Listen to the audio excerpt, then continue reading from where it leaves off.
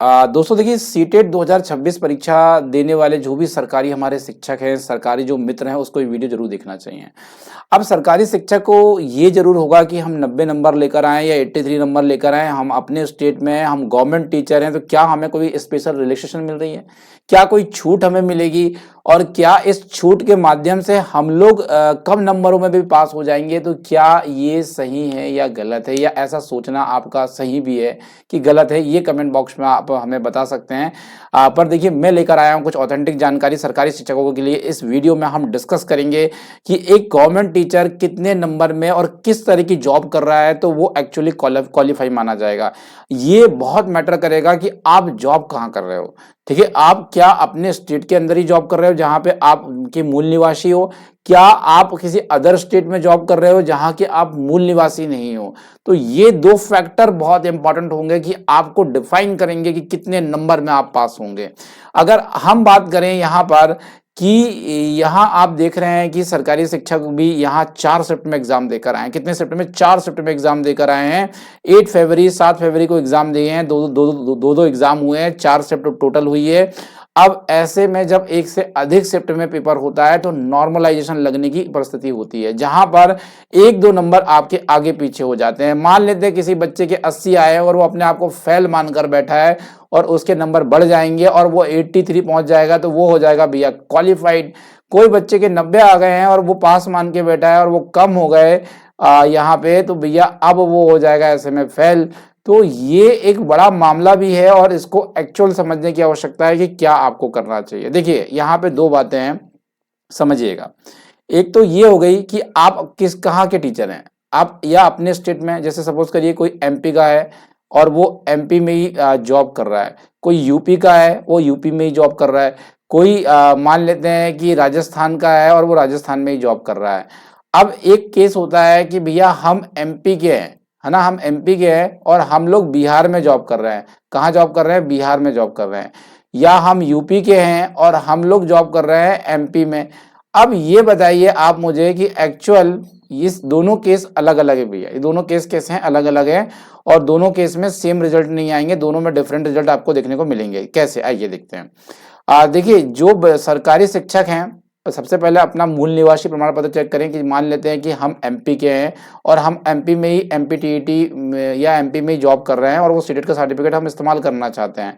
इस केस में अगर आप एससी कैटेगरी के हो, ओबीसी कैटेगरी के हो या आप एसटी कैटेगरी के हो, तो ये 3 कैटेगरी आपके पास है तो आप 83 नंबर में पास माने जाएंगे। याद रखिएगा, आप एमपी यूपी या राजस्थान टेट के हैं तो आप 83 नंबर में क्वालिफाइड है, ये याद रखिएगा।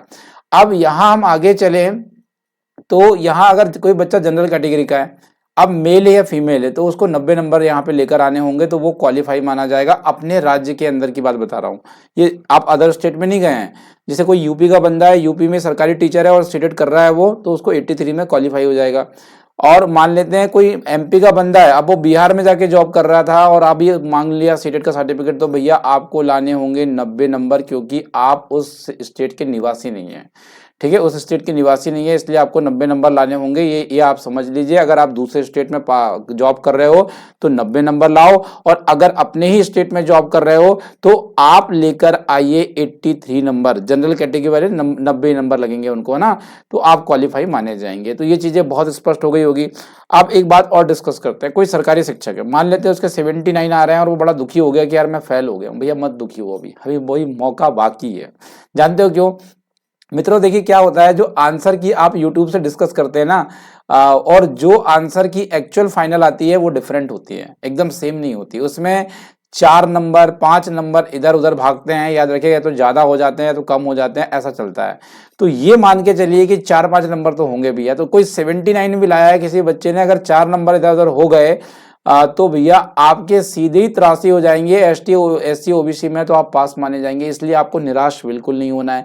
किसी के 81 है, निराश मत हो। किसी के 82 है, निराश मत हो। किसी के 80 है, निराश मत हो। 79 वाले निराश मत हो। 78 वाले निराश मत हो, अभी भी मौका बाकी है। आपको केवल वेट करना है रिजल्ट का।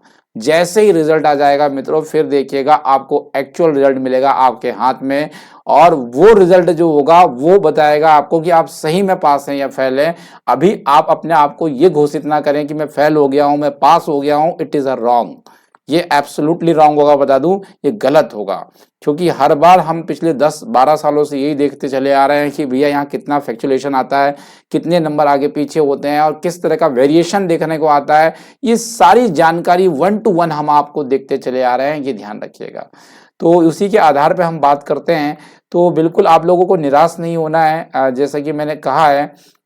और सभी बच्चे यहाँ पे जो हैं वो डेफिनेटली यहाँ पे मोटिवेटेड रहेंगे। और यहाँ पे जो सीटेट का है, तो आप सभी जानते हैं कि अपने स्टेट में 83 लगेंगे, 83 लगेंगे, 83 लगेंगे, और जनरल वाले को 90-90 लगेंगे। ठीक है, तो इसका स्क्रीनशॉट ले लेना, कोई पूछे तो याद रखिएगा। और अदर स्टेट में जा रहे हैं तो सभी को 90 नंबर लगेंगे, ये आपको याद रखना है। और कोई सवाल हो आपका तो डेफिनेटली कमेंट बॉक्स में जाइएगा। मैं बिल्कुल टाइम निकाल के, टीचर हो आप, इसलिए एक टीचर को टीचर की मदद करना उसका फर्ज है, इसलिए मैं हर कमेंट का जवाब दूंगा आपको, हर कमेंट का जवाब दूंगा। तो आप हर कमेंट करिएगा, जो भी आपका कमेंट्स होता है। धन्यवाद जुड़ने के लिए, थैंक यू सो मच।